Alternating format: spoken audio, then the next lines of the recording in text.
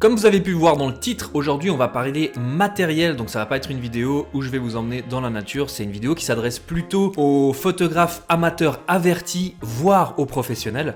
On va parler d'un élément de matériel de post-production. Alors BenQ m'a contacté et m'a proposé de m'envoyer un moniteur, le SW271, afin que je le teste et que je vois si dans mon workflow de post-production ça pourrait m'intéresser, etc. Jusqu'à maintenant, j'ai jamais utilisé de moniteur, j'ai toujours utilisé des écrans de Macintosh ou de PC. Et c'est vrai que franchement, si on m'avait pas proposé ça, j'aurais pas vraiment migré sur un moniteur pro de cette qualité. Parce que j'en voyais pas vraiment l'utilité et puis c'est vrai que j'avais jamais utilisé avant. Mais maintenant que c'est fait, je vous avoue franchement que c'est compliqué de revenir en arrière. Donc je vous présente juste ce moniteur. Donc c'est le BenQ SW271.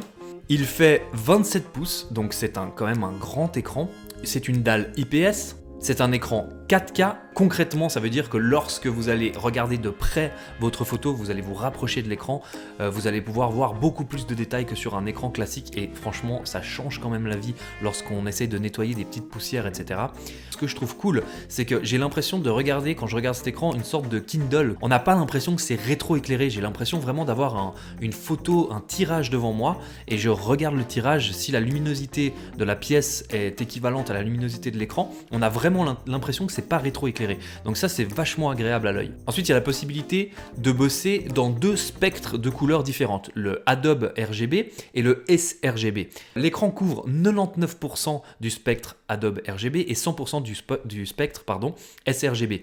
Alors, pour ceux qui connaissent pas trop la différence entre les deux, pour faire simple, on va dire que le Adobe RGB, c'est un spectre un peu plus large et qui est beaucoup utilisé pour travailler des photos qui seront ensuite envoyées au labo pour être imprimées. Le sRGB, on va plutôt l'utiliser lorsqu'on va travailler des photos pour Internet. C'est une gamme de couleurs que à peu près tous les sites Internet utilisent. Typiquement, les réseaux sociaux, Facebook, Instagram, etc. utilisent ce spectre. Donc, pour être un peu plus juste sur ce qui va ressortir après sur ces réseaux, de bosser en sRGB, c'est quand même un plus.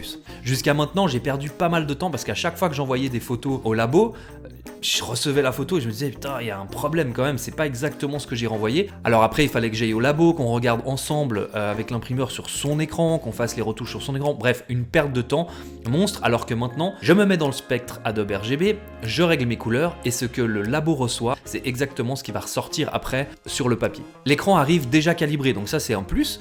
Une fois qu'il arrive, il est prêt à l'emploi directement, il est calibré d'usine, il y a un rapport qui est livré avec. Au niveau des connectiques, il est pourvu de plein de connectiques différentes, deux prises HDMI, deux prises USB, une prise lecteur de carte SD, du USB-C, enfin bref, il y a pas mal de prises et de connectiques. Le seul petit truc que je pourrais dire par rapport à ça, c'est qu'elles sont un peu mal placées en fait, elles sont toujours mal placées les connectiques, c'est toujours derrière les écrans, c'est un peu galère pour aller les changer à chaque fois. Et je trouve un petit peu dommage qu'ils n'aient pas encore inventé un système de colonne centrale où on branche les trucs qu'on a à brancher directement dessous. Voilà, ça c'est un détail. L'écran en termes d'ergonomie et de solidité, c'est pas un plastique de mauvaise qualité, donc c'est un écran très solide, on sent qu'on peut un peu le bouger dans tous les sens, on sent qu'on peut le déplacer, on sent qu'on va pas le casser quand on va le toucher. Il est plutôt assez lourd pour vraiment qu'il tienne en place. On a la possibilité de le pivoter de droite à gauche, de haut en bas, l'incliner, faire une sorte de tilt. Donc ça c'est cool dans le sens où quand on est posé devant l'ordinateur, on peut vraiment l'adapter à sa vision. Donc ça, un point positif aussi de cet écran. L'autre truc, c'est qu'à chaque fois qu'on le monte ou qu'on le descend, je ne sais jamais comment le prendre sur les côtés, donc j'aurais peut-être vu une petite poignée dessous ou dessus pour qu'on puisse vraiment le pivoter, le monter un peu plus facilement qu'en touchant les pare-soleils de côté, etc. Il est fourni avec un petit objet plutôt pratique qui est la petite télécommande. Sur cette télécommande, en fait, on a 4 boutons pré-réglés où on peut passer du sRGB au Adobe RGB en une fois et aussi au mode noir et blanc de l'écran. Alors le mode noir et blanc, moi je l'utilise pour plusieurs raisons et je trouve ça assez pratique. Par exemple, lorsque j'essaye de trouver une saturation des couleurs optimum, à un moment donné, l'œil il a plus de référence, il s'habitue à toutes les couleurs, on sait jamais si on est trop saturé, pas assez saturé. Donc du coup, on passe en noir et blanc, l'œil redevient neutre entre guillemets, et lorsqu'on repasse en couleur, on se dit ouais non là c'est beaucoup trop bleu ou beaucoup trop jaune.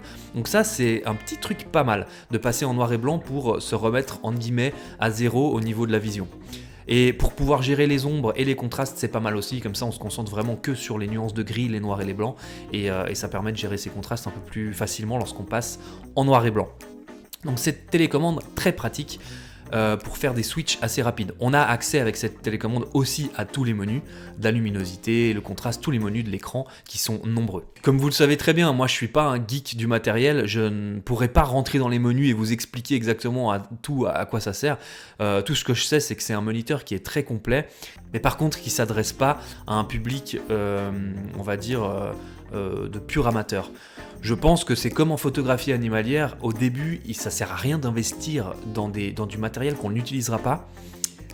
Vaut mieux commencer petit à petit et upgrader en fonction de son niveau de photo et de sa pratique. Voilà, c'était ma petite présentation du SW271 de BenQ.